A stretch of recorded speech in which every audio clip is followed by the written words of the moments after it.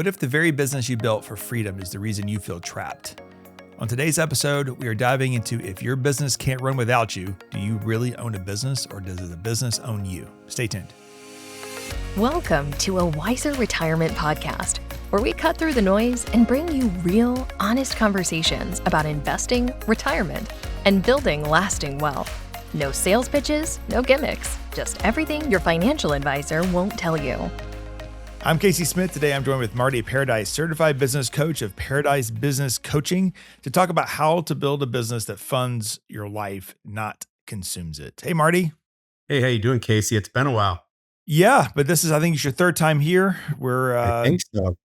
Episode 330 now for us here on the Wiser Retirement Podcast. So, and you have done you may have done three already. Three or four probably. This might be the fourth one. Yeah. So that's a lot of podcasts.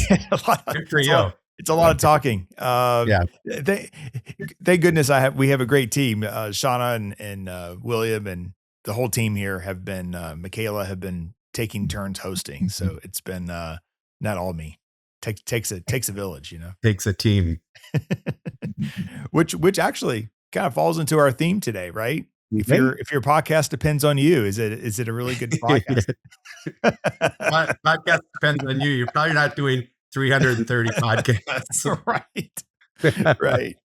All right. Well, Marty has worked with some Wiser clients in the past, all of which have been very successful thanks to his advice. And I met Marty many years ago because I was searching for a business consultant. One to be part of the podcast, maybe run some ideas through myself that understood really Michael Gerber's E-Myth Revisited. And then I came across the EOS system, Traction, the book Traction, which has a certification program. And then eventually Donna Miller's Business Made Simple. And Marty was certified in all three. I think in the search that I did, you were one of the few people that knew all three systems, which have some similarities. They do have similarities. And so, I was certified E-Myth, certified Business Made Simple, took a lot of the EOS training, and I've used that framework with all the clients or the principles from that. So yes. I would have written the book Traction. One time we've never met in person. So. That's right. Marty's over in Charleston. Yes, we're here just north of Atlanta, so we've never actually met in person, but we've done a lot of calls together. But yeah, if I knew that I could write a business book that just referenced other business books, that's essentially what Traction is. It takes the best of the books, puts them all into one. I would have written so many business books by now. But all right, well let's get started. So Marty, when you start working with clients, what are signs that the business depends on them in order to run? Well, first of all, this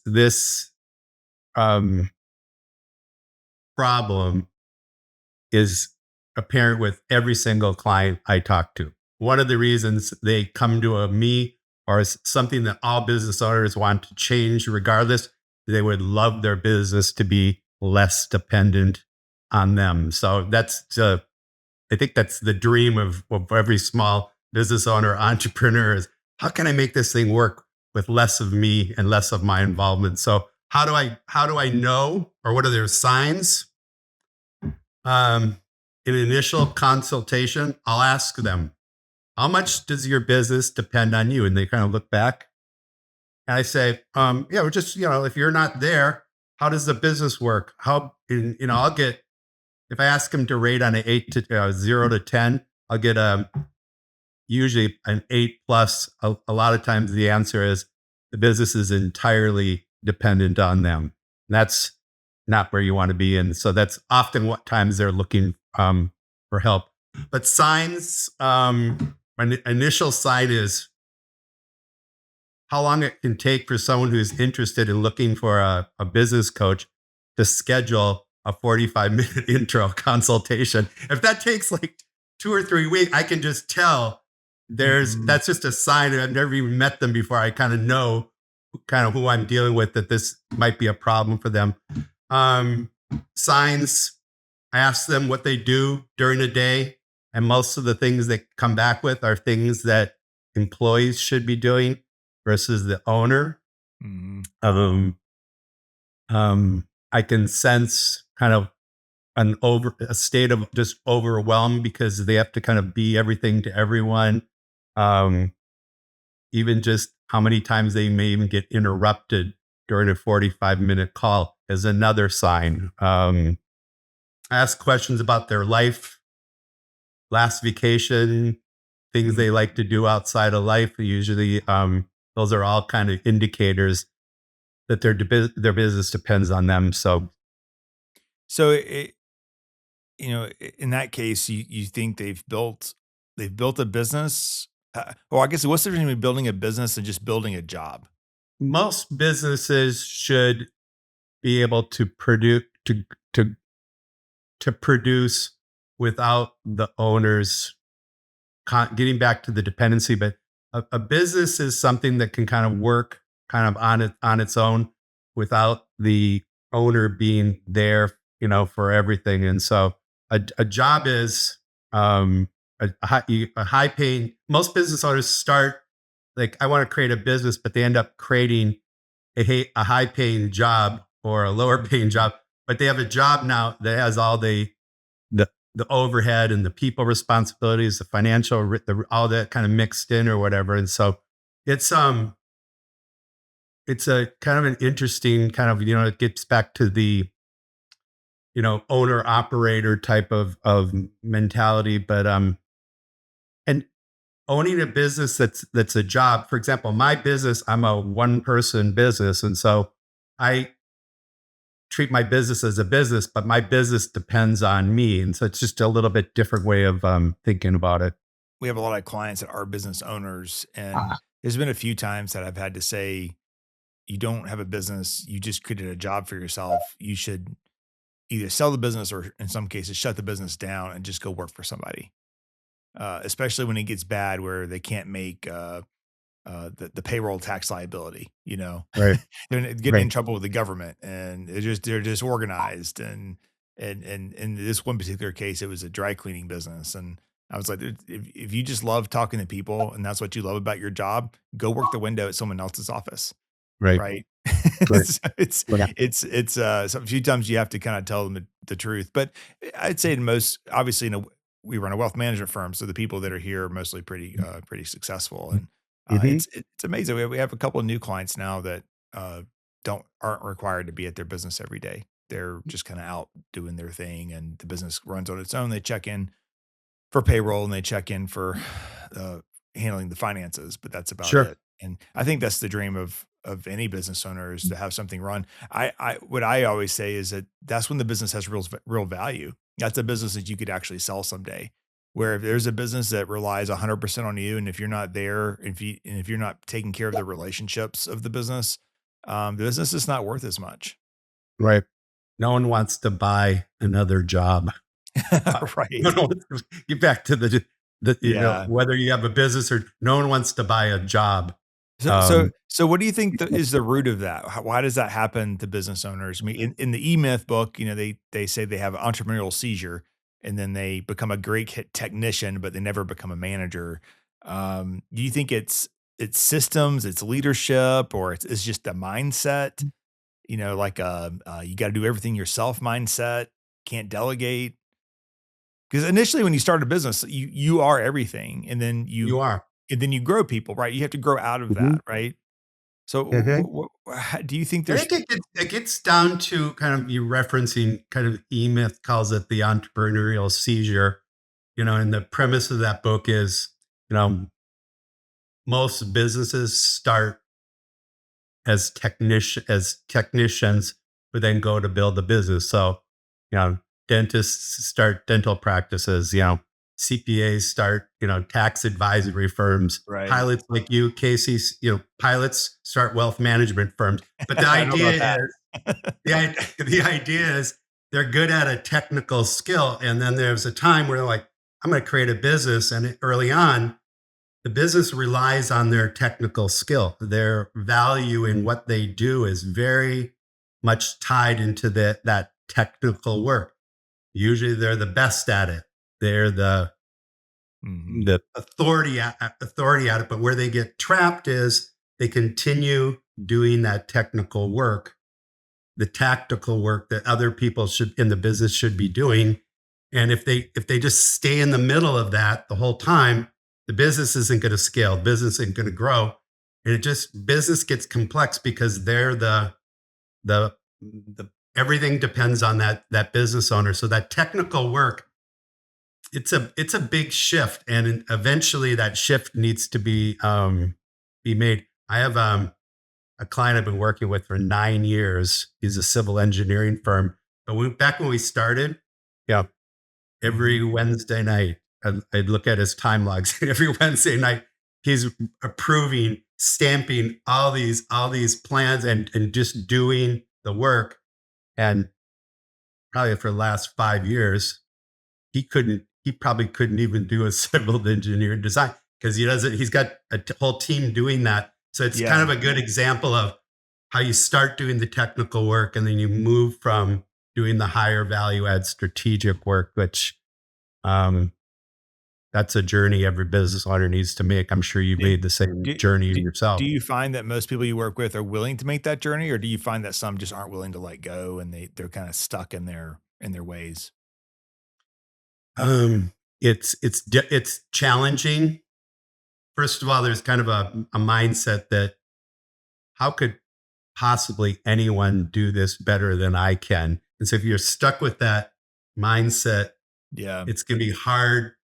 Um, it's going to be hard to think about investing in systems and delegating responsibilities and not being the only person there. But they get stuck in that.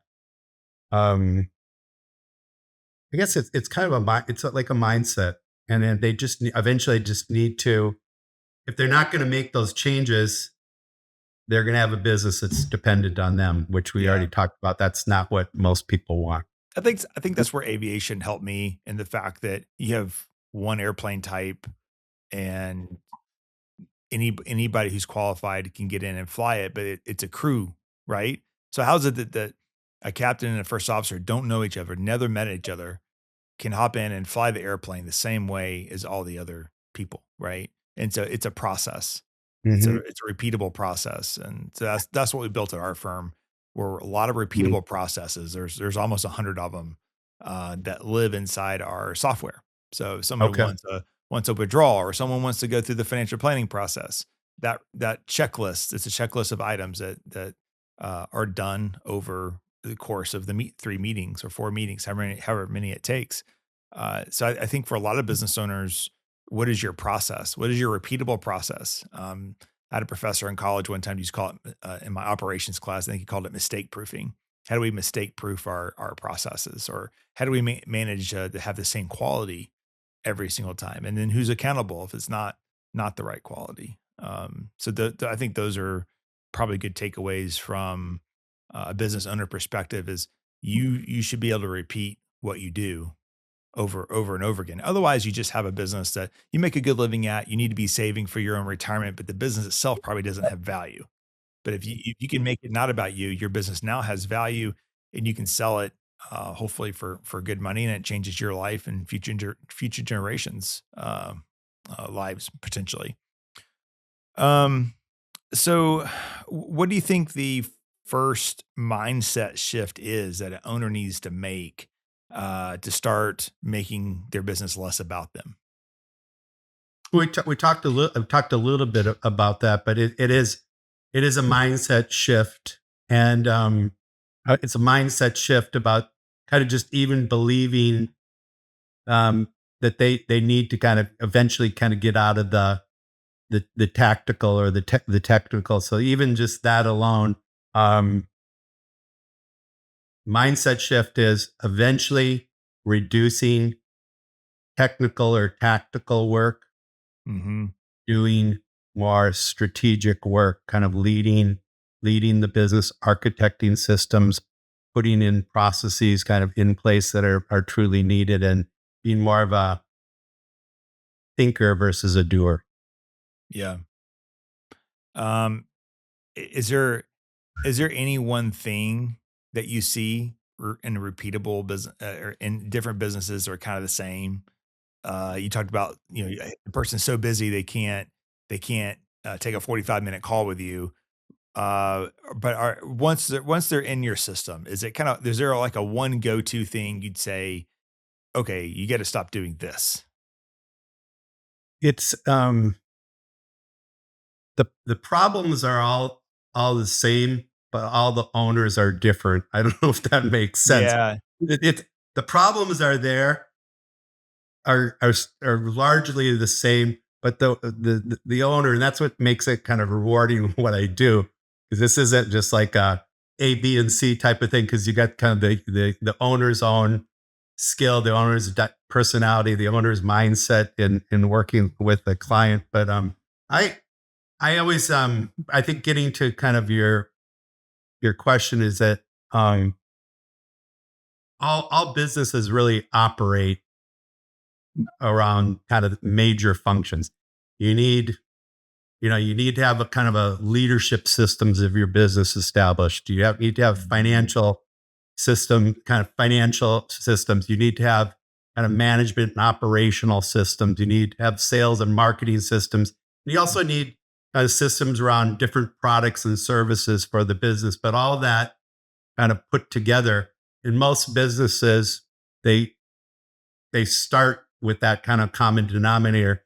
But then depending on the business, it gets different, especially different types of business. It takes a little bit more detail and more nuance on the actual business. But you kind of start off with the overall frame like that and drill down from there. But yeah, you have 100 systems. Well, I would say 100 systems, 100 workflows. So they're centered around client uh, client needs, whether it be financial Mhm, planning, whether that be withdrawals or deposits, mhm, even just hiring. We have 18 people here now, so hiring a person, we've gotten better at having an onboarding workflow because different people. We now have an HR person, right, and we have a payroll person, right. So mhm. it's there's different people touching the same project, so you have to understand where everyone is, not just yell down the hall, right? So Right. you need to have a software that supports that. That's one of the things that I've seen with in our industry is with even with AI, everything's very segmented. There's a different software for every single function, and they don't talk well together. And no one's really solved that yet. And so for us internally, we still have spreadsheets and things that we have to use that are not probably the most efficient, but we need those things to mesh together. And I'm hoping the next maybe 3 or 4 years that we'll start to see some new tech that will marry all these systems. Like our financial planning software won't talk to our estate planning software, so it's double entry, right? Yeah. So Interesting. so it's little things like that that we're always going, "Huh, if we swapped this software to this software, then they would talk, but the software we'd swap to is inferior to the software we currently have. So do we want it to talk or do we want it to do the work better?" Right? So Right. it's a constant battle and there's, uh and then there's new, all the startups, they work really, really well, and then a few years later, next thing you know, they sold to the big guys in the industry, and then innovation stops. So it's a constant, they call it a tech stack. So our tech stack is constantly being monitored and this stuff's expensive. It's probably, technology is the second biggest line item to payroll, Wow. um, to help That us make doesn't to help us surprise make me. help us to be working efficiently. I mean, we grow 20 to 30% a year. That's 172 new families just last year. So that's a lot of that's a lot of planning, right? More so than most firms. It So is. we have to find ways to be efficient, but also very detailed, and then have Right. quality control. So for us, the assembly line, so to speak, is the 3 client meetings, but in the middle, there's senior advisors are looking over plans, even though they're not always in the meetings, especially me, right? I Mhm. can't be in every single meeting, so I have people here that are no, I would say personnel, people who you hire, um, Marty, I think that's a big key too, because you can hire a liability. I've done it. Oh, yeah. You gotta hire as a business owner, you gotta hire people that are smarter than you. Yeah, and you can have all kinds of system, hiring systems, applicant tracking systems, onboarding, doing all the Yeah. things, right?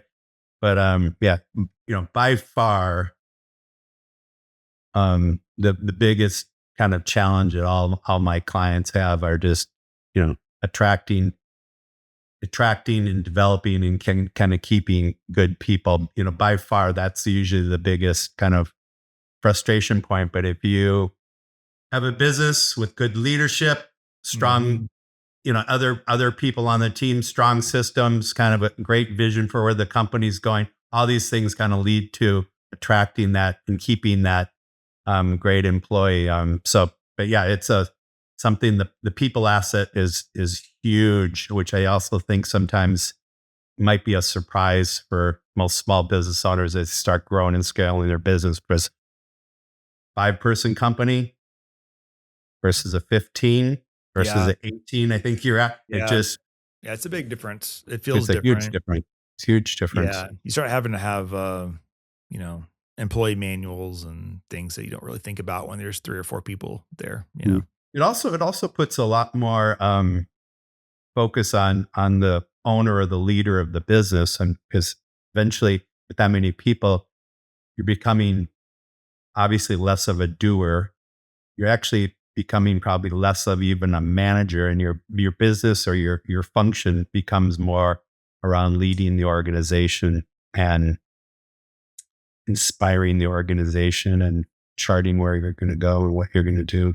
Yeah, Donald Miller has a good template for that. It's Mission Made Simple, part of his, online university thing, and I still use that. We update it every year. Well, you do Uh, good. but it helps us. It just helps us hire too. Does this person meet? Hmm. Does this person fall into what our identity as a firm is, and helps us sometimes terminate people too because Hmm. they don't quite fall into what the identity of the firm is. And Yeah, he uses key characteristics yeah, instead of core values or whatever, but they're right, likely the same thing. And then I also love in Miller, he has the key characteristics and the critical 3 or 4 critical actions. These are the yep, things everyone in the firm does every single day. And they could be little things like say thank you.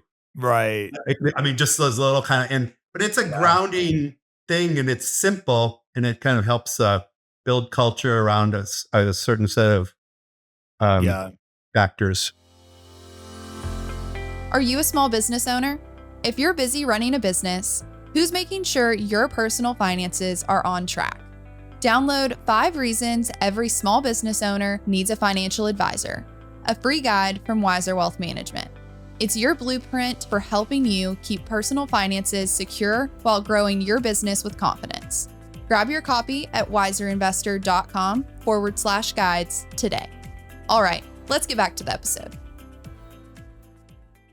Yeah, when you're interviewing people, it's always good to review your key characteristics just because eh, in wealth management, so many people come into the industry for money themselves.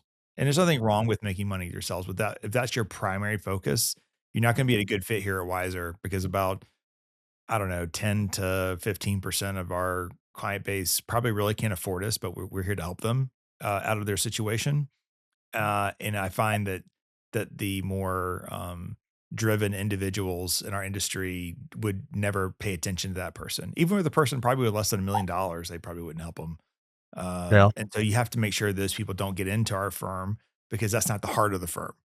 We have really big clients, right? And that's great. That's what wealth management firms are here to do. But there's also the heart of the firm where it's like if your brother or your sister needed help, well, you're probably going to help them. You're not going to say, "I'm Yeah. sorry, you're below my threshold." And so that finds it's hard to find people who are already in our industry who can think like that. And so we were very successful with bringing young people out of CFP programs in Hmm. college and our finance majors that totally get that. And again, that's a whole process that we had to school of hard knocks here. We made some wrong hires who weren't good fits, and because ambition is typically rewarded, but sometimes you can have the wrong ambition and Right. be on a separate mission inside a firm that that you think that would be moving that same direction. But that's where as leaders we have to make sure that everybody at the firm understands what we're doing. Sometimes you have to you have to lead, and I think sometimes business owners forget how to lead because they do get too heads down. Even my own self sometimes. I have great people here who've been with me for 13, 14 years, and occasionally they have to walk into my office and say, "Hey, don't forget about this," or "Hey, this is happening." And then I can nip it in the bud, and say, "Hey, let's go back to our mission is here, guys. Let's remember this." So it's tough. It's tough, but Mhm. most business owners think that someday they could sell their business and they can walk away into the sunset and retire. And one of the reasons I want to do this podcast with you is to help them understand that your business doesn't have as much value if you're in there getting your hands dirty every single day. Like, you have to be able to create a business that can run. Not It doesn't have to run completely on its own. You can still be a relationship person, but you need to have a business that can run on its own, even for your own health. Quite honestly, I've seen a lot of business owners have very poor health in their older years because they just burnt the candle at both ends of the stick for so long that there's just nothing left. You know? Right. Right. That's interesting. And this might surprise you. Well, if you read the E-Myth, this probably won't. But one of the kind of important lessons or things, the first time I read that book is, before you start going to build a business, ask those important life questions. So I was like, hey, first piece of advice is like when you're thinking about starting a small business, or kind of if you're in a small business, is to really take some time to say, hey, what do I want my life to look like over the next 3 to 5 years? Mhm. And that's some soul searching, and some, it is writing down. And then there's the follow-on question of what do I want my business to look like in the next 3 to 5 years? Because the fundamental mistake, kind of what you're talking about, the people who have burnt the candle on both ends, is that your business should serve your business should serve your life. Your life shouldn't serve your business. And that sounds very straightforward and simple, but that Yeah. is so true. And I see that all the time. And it's somewhat painful sometimes too. So Yeah. I think I see that. I could see that with, I- well, I don't know if I've seen it with my clients, but just growing up, being around other business owners, there's typically second marriages, third marriages. There's kids that are pretty disconnected from either okay. mom or dad because the business always came first. Yeah. And I totally get that. I've made sure to try to make sure that my kids feel like that I can always be there when they need something. And I think I do that. I'm so conscious of that. I lean more toward making sure I'm at activities and things of that nature and supporting them in Sure. what they do.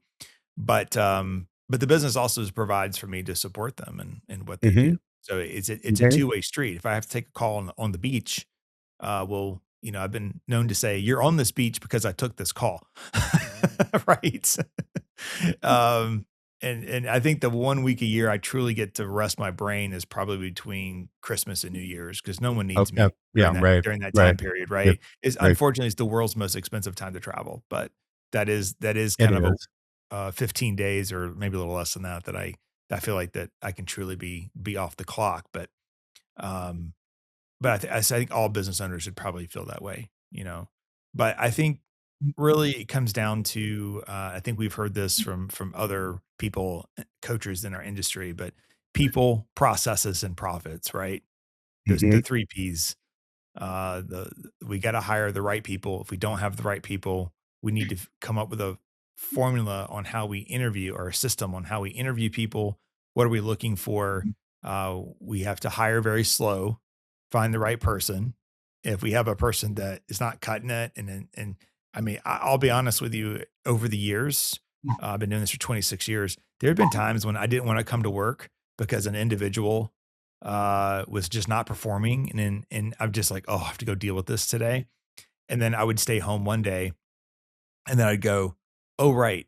like, I have the option. I can handle this. Like, I Yeah. can take care of this situation. The other people who work with me don't have that authority. So I need to go in there and take care of the situation. And the 2 times that it's happened, the person wasn't happy here either. You just got to kind of, have that hard conversation, cut them loose and go find the right person. Why was that so hard for you? Well, I think my nature, I avoid confrontation. I'm a people pleaser, right? Which is why we have such a high service business is I want to make people happy. But, uh, when someone joins your firm, it's another family member. It's someone else that I proudly get to feed because they're helping our firm, right? Right. And so in a couple of cases, for me, it was my fault that they got hired here. I Okay. didn't have the right process. I shouldn't have hired them. I took it on me and I gave them a good severance to go find something else. In my conscience, that's what the solution was. It's like, well, I don't want them here. They're causing a culture change, which is not good. And so we should probably part ways, but I'll give them a little bit of a runway to go find the next thing. Some people may find that it's easier to fire people. It's not something that I necessarily enjoy doing because you're affecting someone's family and someone's life. So Exactly. that's why you want to hire them, have a process in place. I think there's a book I read. The title is Who. Oh yeah. I've seen that one. I've Yeah. not read. I modeled a lot after that. It's a little harder to hire college people with the premises in the Who because they just don't have any work history. There's not a whole lot of people you Yeah. can Right. call and say, how is this person in this situation? One thing I have kind of learned is that people that badmouth their prior bosses and their prior establishments will come to new establishments to be fine for maybe a year or two, but then eventually they start bad mouthing the new establishment too. They're just negative people, and so that's a sign that I've picked up on in some interviews is if they can't be professional in the interview, then maybe Yeah. What's going to happen 2 years, 6 Yeah. months, year, 2 years down the line? Yeah. And certainly you don't if want there's that any- with clients either because no. you're client facing. Most of your team is client facing. A lot of us are, yeah, not Yeah. everybody. Also people like the whole drama thing. So our office is mostly women. It's just kind of happened that way. It's not something I set out to do necessarily, but people think, oh, there must be a lot of drama. And there's really not. We did have a couple over the years that brought some drama with them. And didn't really know it until they were gone. After they left, we were kind of like, oh wow, this place is so peaceful. We thought it was okay before, but this is even better, But the airline pilots who are listening, if there are any listening to this episode, they'll know what I mean. When you're a first officer and you walk in, you sit in the cockpit and you meet the captain for a first time, and he goes, "Hey, I do everything by the book."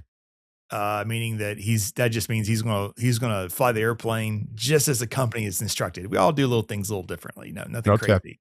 And anytime that someone would say that, you immediately go, okay, this guy's not by the book. Like anytime they say that, this guy is you're gonna be reeling him in the whole time. It's the same way with drama. It's like I'm not drama at all. I don't like drama. I've learned this. My daughter rides horses. I've learned this in the barn life too. Anytime a mom says, I hate drama, I'm not drama at all. She's the cause of the drama 99% of the time.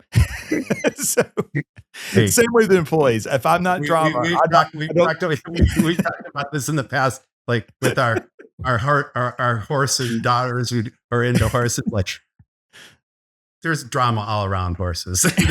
Oh yeah, there is. Yeah, horses and drama definitely go together, especially with They go horse together. moms. But yeah, anytime I'm interviewing someone, they're like, I'm not drama. I just don't like drama. In my mind, I always go back, but maybe you are the problem. Maybe you're the problem, but getting the right people, finding the right skill sets. One thing the E-Myth talks about is building out an org chart. Let's build out an org chart, even though you can't afford necessarily to hire every single position.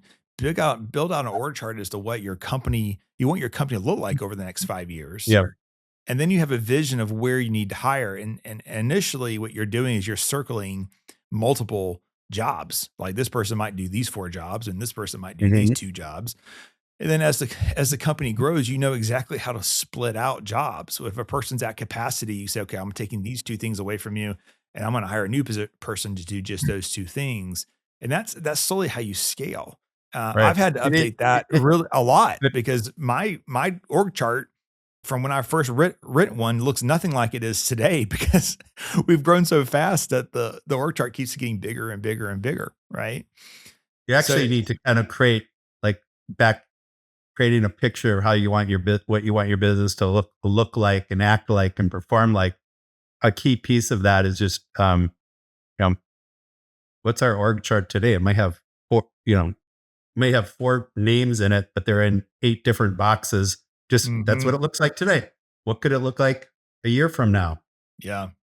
2 years from now, and 3 years from now? But you having that organizational strategy or picture of kind of how you line up people and positions. And there is a lot of it gets confusing because you know the owner typically is in box 1, box 2, box 3, Yeah. and eventually that just owner gets into maybe one box instead of 4 boxes, and just thinking about who kind of does what.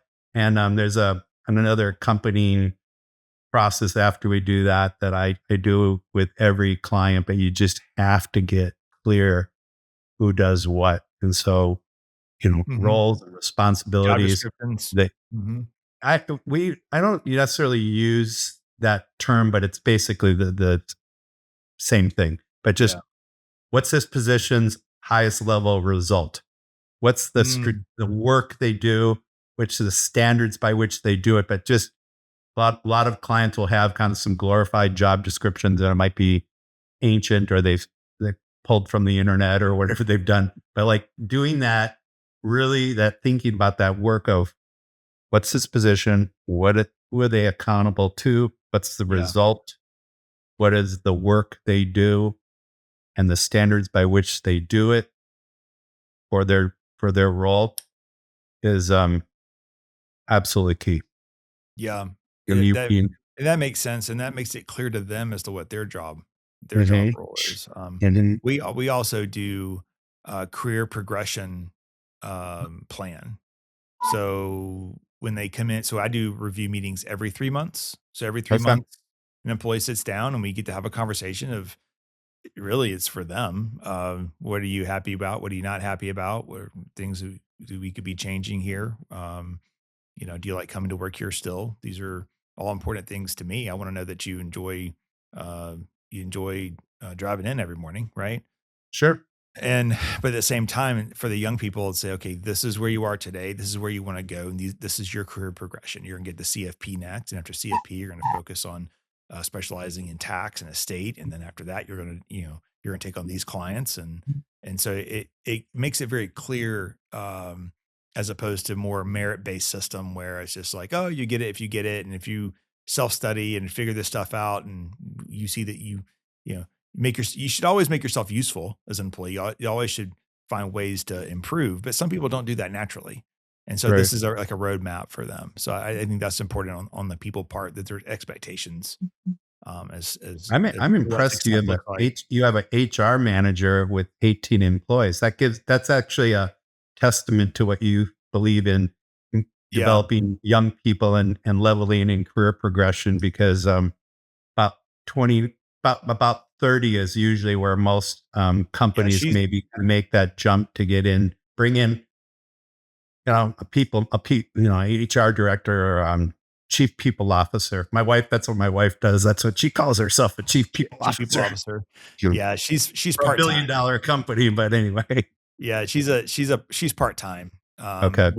We find that we do a lot of things earlier, and it's really because everything kind of settled in on one person, and that one person's overwhelmed.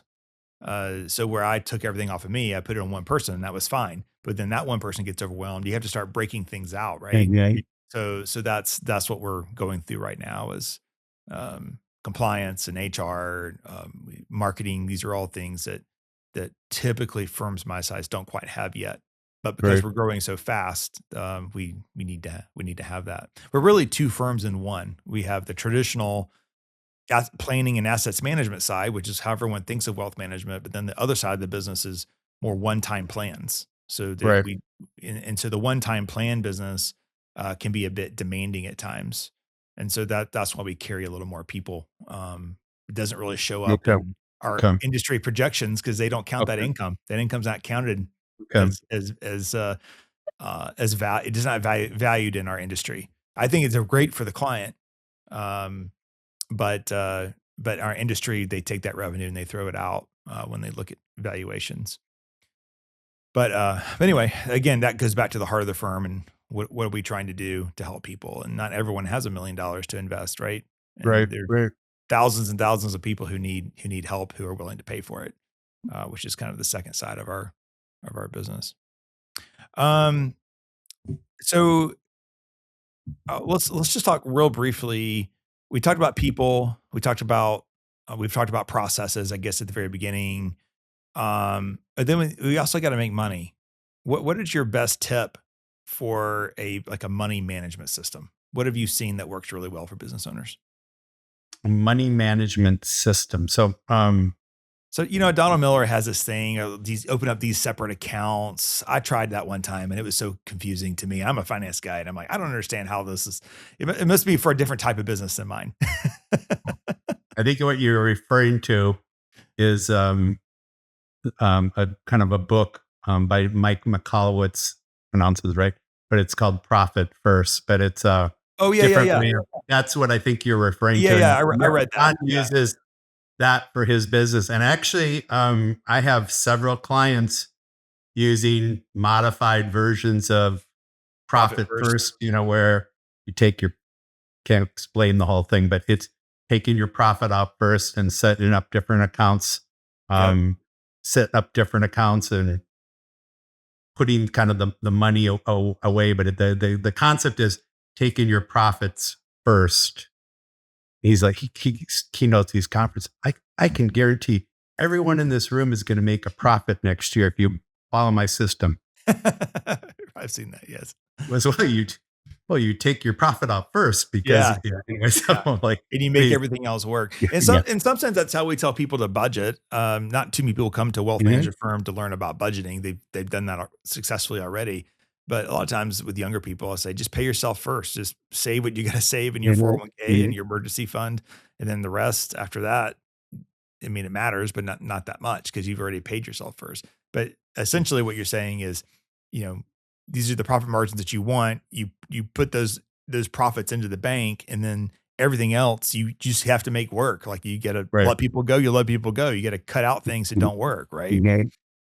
And it gets into like what you should pay yourself, and it's a great book. But I think the overall point is whatever you whether it's profit first, you need just all small business owners really just need to. It's probably the second kind of area in a business after leadership is to really get into your financial systems and clean chart of accounts and having someone who you can trust to do your books and making sure you've got the review processes of looking at your numbers and not not even just waiting till after the month's close and kind of looking back, but also just tracking. You and I've talked about this before, tracking KPIs, which are tracking your progress day to day or week to week, which is giving you that picture of where's my business going to be, where's my business headed, and so you're always kind of keeping that pulse of your business. So those are some financial systems, budget. What great. I mean, I started when I first got out of school. I sold accounting software, and just amazing. Think how far that's got. That was a while back ago too. But anyway, Yeah. Just a few years ago. just a few years ago. Yeah. Okay. So I think that's a great resource. I'd forgotten about that book. So I think in the end, if we want our businesses to be more profitable, we want to de-stress our lives. We have to have systems in place. We have to have the right people. We have to be able to manage the company's resources well, which is all on the leader to do that. And then ultimately, if we want to sell our businesses, that's a whole nother podcast. Business brokers are hard to find, good ones. A lot of these guys are a little slick. Mhm. But selling a business that is running more turnkey without you in there every single day is gonna have a much higher multiple and many Absolutely. more buyers lined up, you know, to be able to buy that business, and that's what could set you free ultimately is being able to reap those benefits from your hard work over all those years. Because Mhm. a lot of business owners aren't funding 401k plans, they aren't funding savings because everything's wrapped into their business. And if that's the case, then you need to protect yourself with making sure that you're building things in the correct way. Marty, you're probably one of the best guys to help guide people through that process. Tell me more about your company and how people can get a hold of you. So um, the name of my company is Paradise Business Coaching. You can find me on the web. You can also, I think you'll probably put something in the Listen in the show notes. Yep. in the show notes. But I'm Marty at mparadise.com. But best thing to, if any of your listeners are interested, I love talking. I love talking to small business owners. This is all I do. I came from a big company background. I was 20 years at Microsoft. I've been doing this for 15 years. And I just love working with small business owners. I love just the whole thing of it. And I love talking about small business owners as well as helping them my day-to-day job today. So, and I do really feel lucky that I have a business that serves my life at this point in time. This is what I love to do. Absolutely, and you're great at it. Marty, we have 3 questions we always ask our guest. Are you ready for these? What's a money mistake you're really glad you made? Is there a money mistake that you're glad you made? Weirdly glad you made. I think the phrase there is Weirdly glad. weirdly glad you made. Yeah. My brain goes to selling a lot of Microsoft stock options for fractions of what they're worth now. So that's where my brain goes now. But a weird. Um, okay, I have one. Yeah. A weird one is 4 years ago I bought a big Mercedes Benz Sprinter van, which looks like a Yeah. Yeah. aircraft jet inside it. So Right. people thought that was kind of weird for me to do. I had friends like, "You'll never use this thing. It's expensive. I am not mechanically inclined because they're maintenance heavy." I Right. didn't really know. I've never really been in one before, but that was a kind of, something weird. And now I have Starlink high speed internet. My clients get a big kick out of me when I'm in a Walmart parking lot somewhere in Oklahoma or wherever, taking a call. That's awesome. Well, you're using it. So I am using it, but so I'm glad I did that. But at first I'm like, this is gonna be a weird mistake. But anyway, if you could only travel to one place, where would you go and who are you taking? mm, I'm into cycling. I would Mhm. probably go to probably Spain or Portugal Oh, and bring my bike with me. And likely that be a trip I would go with my biking buddies. awesome. Maybe my wife joins me at the tail end of the trip. So that's Getting a probably what I Sprinter van do. there is gonna be difficult, but, That's you can't do that in the Sprinter van. What's something that you strongly believed 10 years ago that you don't believe anymore? I was one of those guys that felt